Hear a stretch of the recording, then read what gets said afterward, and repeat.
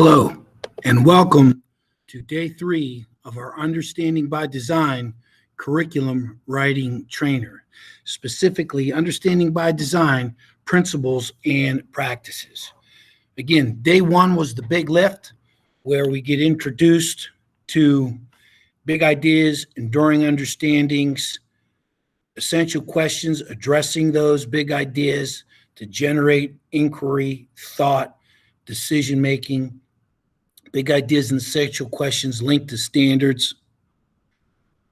Then we need to know, how do we know they got it? Our formative and our summative assessments. What do assessments look like? What is the balance between generating project-based assessments, authentic assessments, while understanding that we need to be addressing assessment in the manner of the state exam? So none of this is easy, but all of it is worth it. So today, what we are going to look at and address is stage 3, which is our learning plans, our lesson plans, our activities. And I don't want this to be a review of student teaching, nor do I want to insult 20 years of experiences. So what I hope you get out of today is, are there other tools that have not been considered that you can add to your toolbox? Or maybe even a refresher that, gee, you haven't thought of something like this in a long time. So again, the day 3 agenda, if you look at the afternoon, has a lot of work time in it. I do not anticipate this taking all day. Being with, you're working with a partner or a small group.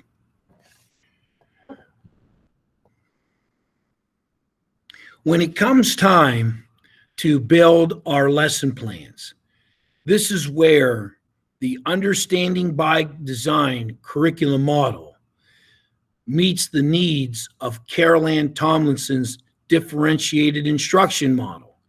It is here where we need to know our students' readiness, their interests, and their learning profile before we can develop an appropriate lesson plan to meet the needs of our students. Again, readiness levels.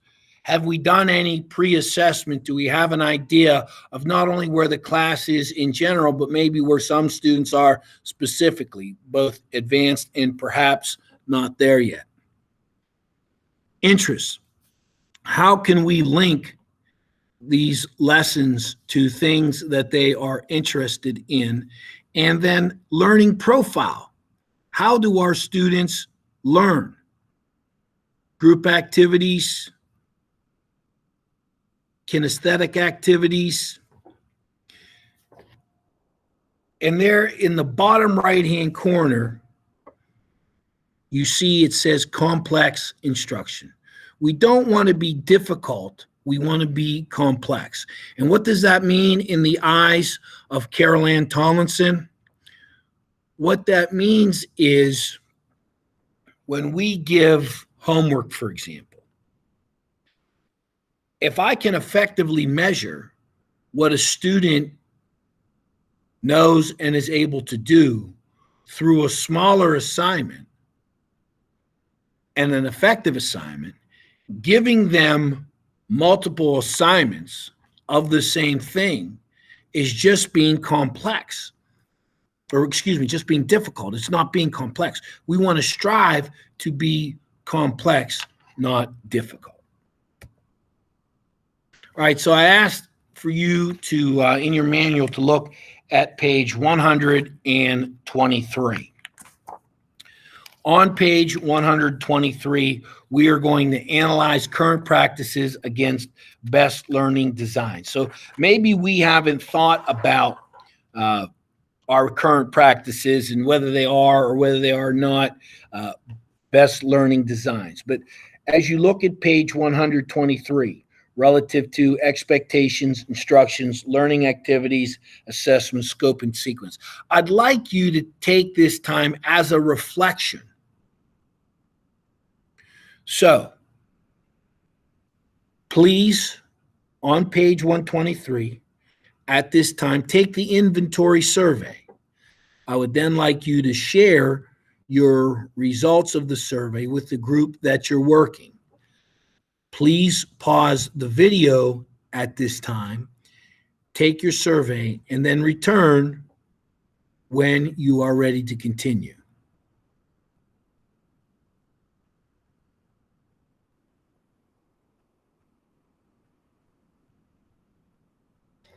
Thank you. So, what did you think? What did you see? What did you learn? To what extent are your designs providing clear goals? To what extent is your instruction using the textbook as a resource? You know, we become so textbook dependent, and I'm amazed still, some 20, 30 years in education, that too often, without design, the textbook becomes the curriculum. Is it our plan with our new math series to start on page 1, and assuming we have 165 days before the first exam, that we are just going to continue in the progression on that book, regardless of what our state curricular framework says, until we get to the final page? Learning activities. Are we providing a variety in our work? I find that as a teacher, my first instinct to think what was good teaching was to teach as I learned. Well, I'm auditory. I like to listen to the teacher teach. But that's not the way everybody learns. And certainly that's not best for all. So what are we doing to provide a variety in the work, in the methods, and have some choice? Our assessment. Is our assessment reflective of our goals and measuring our goals? And then as far as the progression through the lesson, are we moving from some type of hook to direct instruction, to guided practice, to independent practice, and then a link to bring it all back together? You know, one of the things that I'm exploring this year with the staff, the administrative staff, and relative to what I want them to look for in your teaching, particularly in the elementary school, now that we've created these 90-minute blocks, is we have to look at architecture of the mini lesson. And we cannot construct a 90-minute block like we would do a 60-minute block or a 45-minute period. Depending on the level of the learner, are we doing 2 or 3 mini lessons within that 90-minute block? But if you are familiar with the framework of the mini lesson, we are looking for that connection piece. You want to call it a hook, you want to call it a beginning class activity, you want to call it an anticipatory set, but we are connecting to yesterday's lesson. There then is the teach or the direct instruction piece.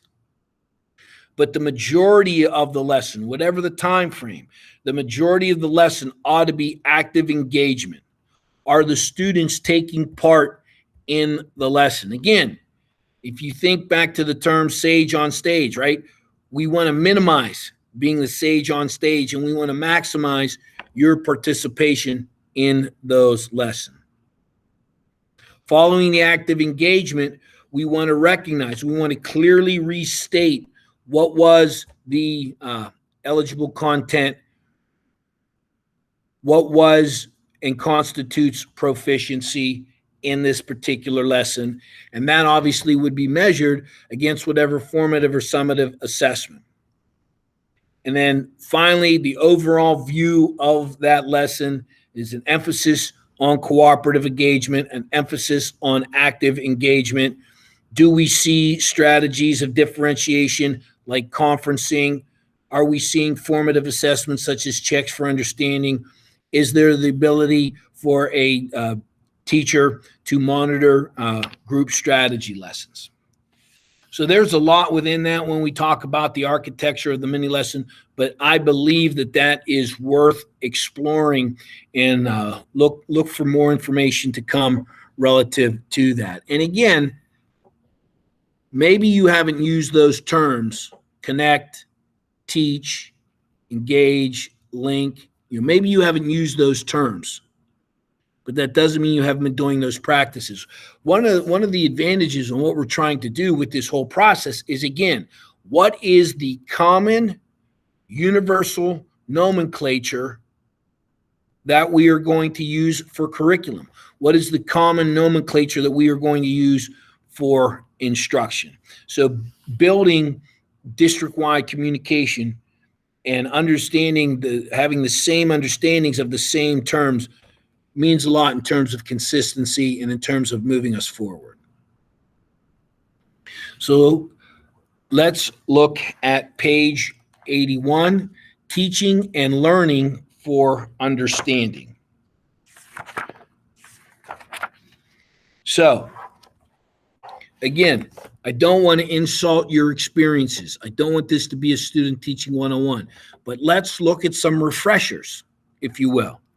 So on page 81, you have what's called AMT: acquire knowledge and skills, make meanings of big ideas and enduring understandings, and then that leads to the transfer of learning in new situations. So what does it mean to reach a level of understanding? We can only reach that level of understanding if we can take that knowledge and those skills and apply them in new and different ways. So you are the coach, if you will.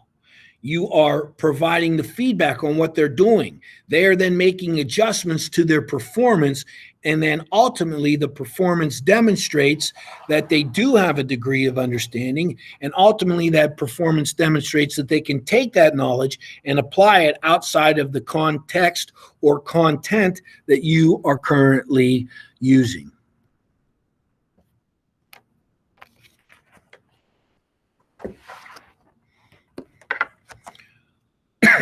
Excuse me. So with an understanding of AMT, let's look now at page 83. What I would like you to do on page 83 is review the summaries of learning plans. Do you agree with the codes? Is this lining up to acquire skills and knowledge? Is it making meaning, or is it providing transfer? With a partner, please summarize these recent learning plans and code them. Have a discussion as to whether you agree with the coding of these lessons, and what are some lessons you're thinking about that fall into your own content, your own instruction, and would you categorize that lesson as acquiring a basic knowledge or skill? Would you categorize that lesson as making meaning? Would you categorize that lesson as providing transfer knowledge, or are there bits and pieces and it's just not that clean to give that lesson just one term? So at this time, please pause the video. Please do the summary. Please discuss with a partner and return when you are ready.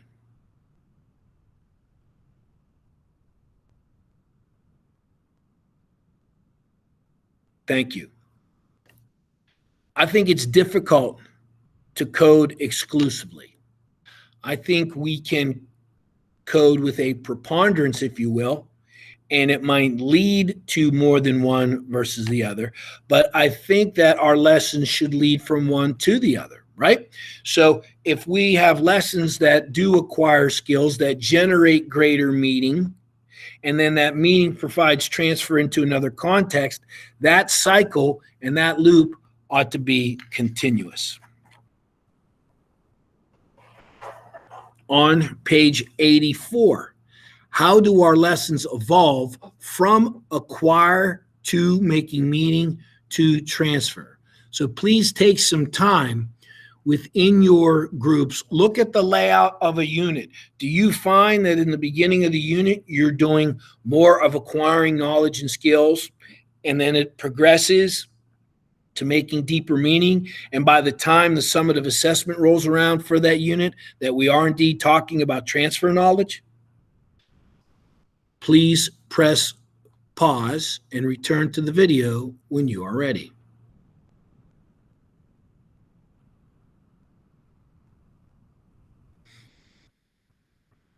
Thank you. So on page 84, I think the reference material here, if you will, where something where you can go back and reflect as you design your own lessons again, right? So if you are lecturing, if you are providing graphic organizers, if you're doing guided practice, that would be more in the acquire. If we are making meaning, yes, we can still do graphic organizers at a different concept level of attainment. I have seen good Socratic questions asked by the faculty, probing thought. And I think now is more a time than any where we must challenge our students to think critically. Not what to think, but to think critically. And they can only think critically, and they can only make meaning if they've acquired some skills or knowledge. And then as that coach, as that transfer, how are you helping them take that meaning and provide it to an outside context?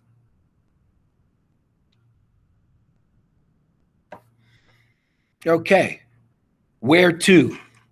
So, where to is quite a rather lengthy acronym that UBD employs. Let's look at page 94.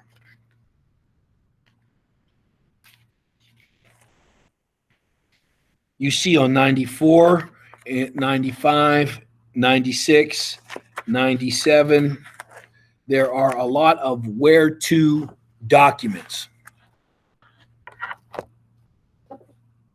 What is expected? What is the hook and hold? How will we equip students for expected performances? Is there a degree of rethink and revise? Is there a degree of self-evaluation? How will we tailor our learning to interests and styles and needs? And you can naturally see the Carol Ann Tomlinson link. And how do we organize and sequence learning? You know, whether you're familiar with where to or not, and again, sometimes all this does in UBD is provide a framework and provide an organization to thoughts that we've done. So, if you could, on page 94, what natural elements of instruction are present in the where to? What did you first identify or link with? Please take some time and talk to your partners in this activity. Press pause and please return to the video when you are ready.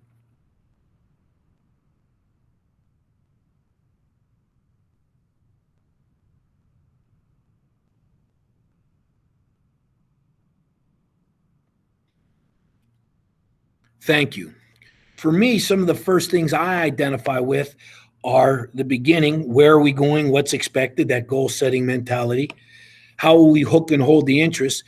And that's one of the things that I've continually thought about in this presence. You know, it's very difficult to hook and hold interest with an asynchronous activity that lacks that dynamic engagement. I so miss to see your facial expressions, to hear your comments, to provide feedback, to have ongoing dialogue. So there are gives and takes, and it may ultimately impact effectiveness as well, can it not?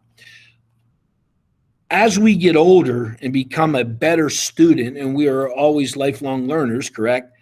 How will students self-evaluate and reflect on their learning? What do we do to reflect on our teaching and on their learning? And what do we do to reflect upon our own learning? I find myself doing a self-evaluation and having some talks with myself relative to what's efficient, what's inefficient. Are we making benchmarks towards progress in a number of different areas? Where are we making those benchmarks? What's succeeding? What's not succeeding? What do we need to come back to the table on? So again, a constant cycle of self-evaluation is invaluable to progress. On page 95, you see where to strategies.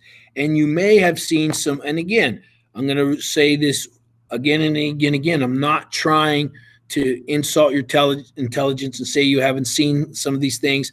Maybe you have done them in the past. Maybe you'd like to revisit them.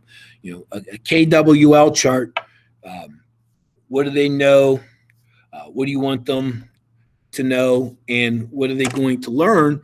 You know, the KWL chart, it's been around forever and a day. So post and discuss essential questions, present culminating performance task requirements, show rubrics as evidence.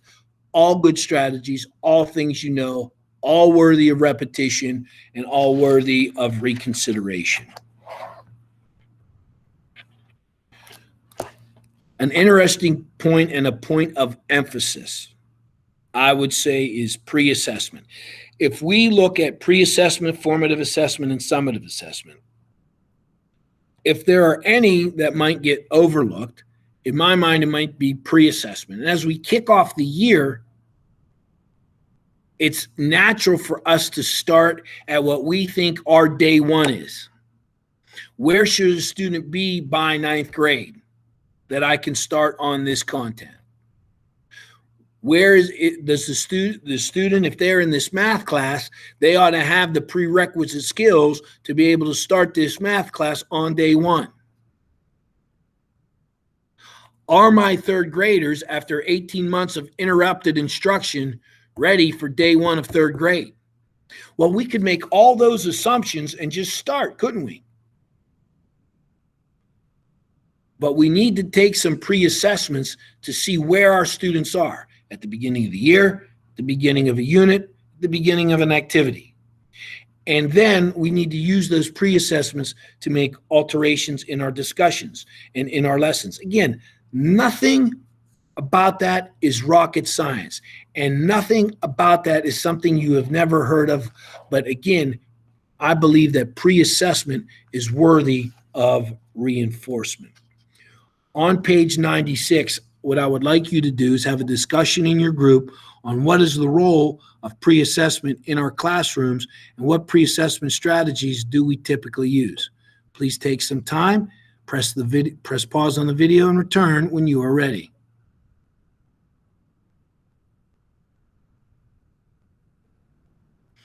Thank you. Again, not rocket science, not something that you've never heard before, but certainly something that's worthy of emphasis, worthy of discussion, and worthy at keeping at the top of our priorities. Hooking learners. What hooks do we use? How do we use their interest to gain interest in what we're doing? What's the best way to generate student interest? And there are, again, some examples there of how we might go about hooking learners. Something you've been doing as an experienced teacher, something that experienced teachers do like the back of their hand, but again, something that we can keep in the forefront and something we can continually look at. I would encourage you to revisit your hooks on page 97. Maybe you have some that work for you, and maybe page 97 can show you some others that maybe you didn't think about.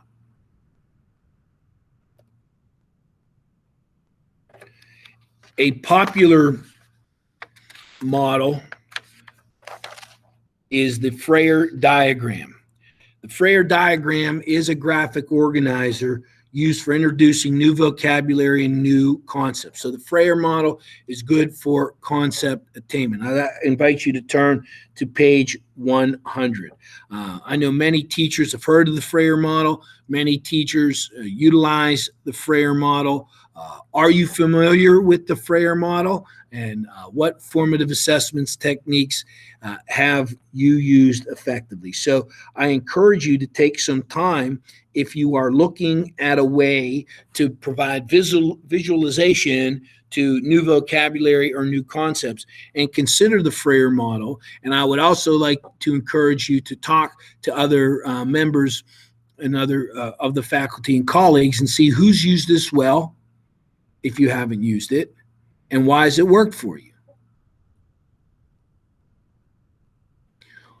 On pages 101 through 105, you can see different examples of graphic organizers. And certainly, if you go online today, graphic organizers, you can find one for just about anything. And you can find one that visually matches the representation of what you're trying to do. And again, I think the great thing about graphic organizers is they provide an image to thought, if you will, and help you chunk existing knowledge and maybe lead you to this new knowledge and new conceptual understanding.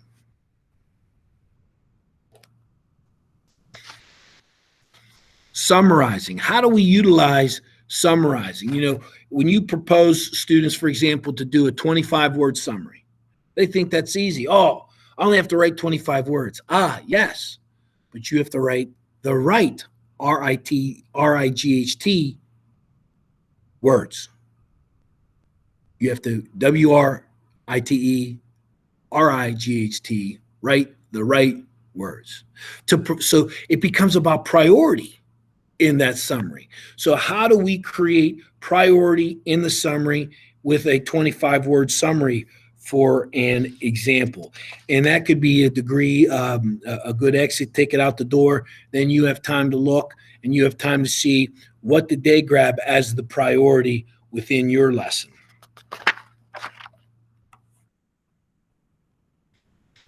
On page 108 and 109, there are reading for understanding techniques.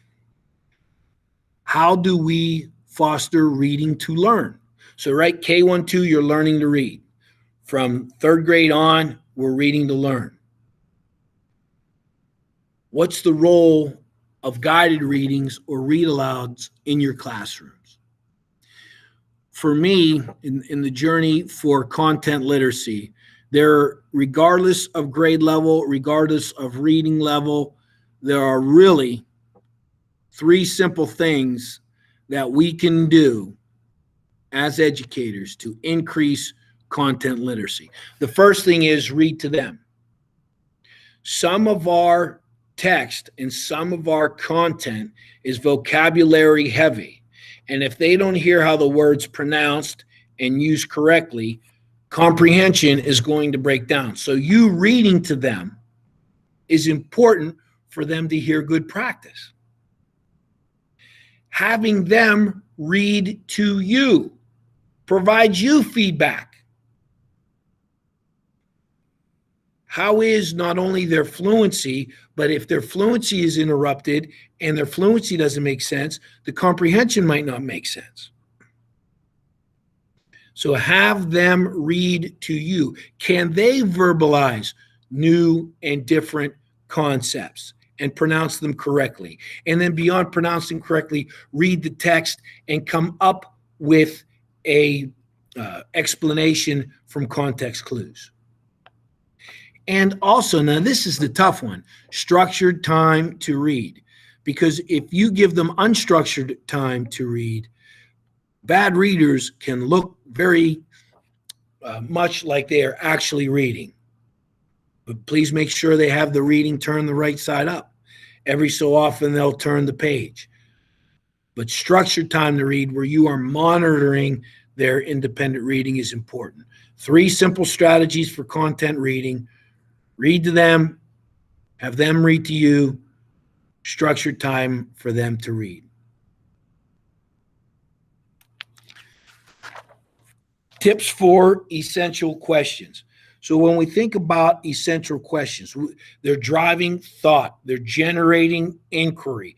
Typically, there's no right or wrong answer. Those are the things that makes them essential. And if they're essential to propose, are they not essential to assess? So these essential questions should not necessarily be standalones in your lessons. But if they are leading you to generate an understanding of content and content standard, then would not these essential questions be worthy of assessment?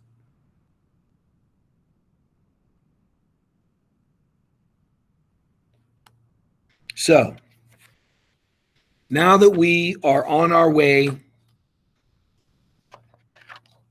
to writing UBD, one thing we definitely don't want to do is kill it. So we are going to crawl, walk, and run. Our committee is deciding how we can move forward together. Right now, what are you comfortable doing?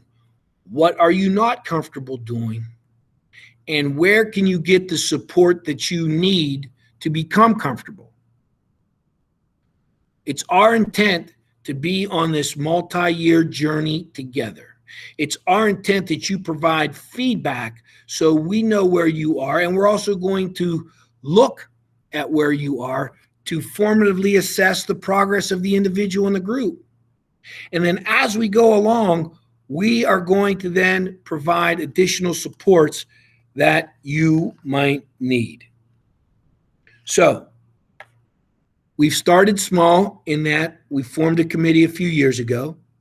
We're working with volunteers. We've gone to a training to bring back how we might do this to a group. We've provided a UBD classroom with this training with some small assignments to move forward. The UBD committee has generated a format that's in line with big ideas, enduring understandings, essential questions, assessments, and learning plans. That will be the way that you create your units. There's no need to do lesson planning if we're doing curriculum writing, because lesson planning is part of curriculum writing. So it is feasible to think that you are going to work in this format and start designing units in this format throughout the year. It is also reasonable to think that those initial thoughts, plans, etc., are going to need revision, redraft, etc. We will see how it goes. We will monitor how it goes, and we will do it together. So we are thinking big. We're thinking big in that our goal is to provide a living, breathing curriculum that exists on the cloud, that goal is centered around big ideas, enduring understandings / enduring understandings, explored by essential questions, linked to content standards that are assessed formatively and summatively, that have engagement in our learning plan. So that's big. Small. Well, your UBD unit template is the first small step. An early win, we would like to see one unit laid out in a UBD format approximately within the first 20 days of school. And you'll have a specific due date on that. From there, the more you use the format, the more you will become comfortable with the format. Similar curricular language, similar structure of units, consistency within the curriculum.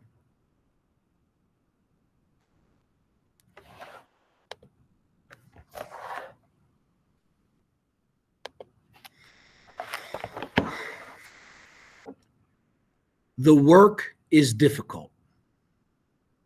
The work is valuable. The quality of the product will be dependent upon not only the effectiveness of this training, but then the efforts of the author. You're not going alone. You're not going without support. You're not going without benchmarks along the way. you're not going without then response to what those benchmarks tell us. All we can ask of you is follow 3 simple things as we go through this process. Go where you're supposed to go. In your small group, wherever the case might be. Be there on time. You're giving time allotted during these in-service days. If your group chooses a different time, be there. Be with them. Utilize it. 3, when you're there, use your God-given abilities to do the very best you can.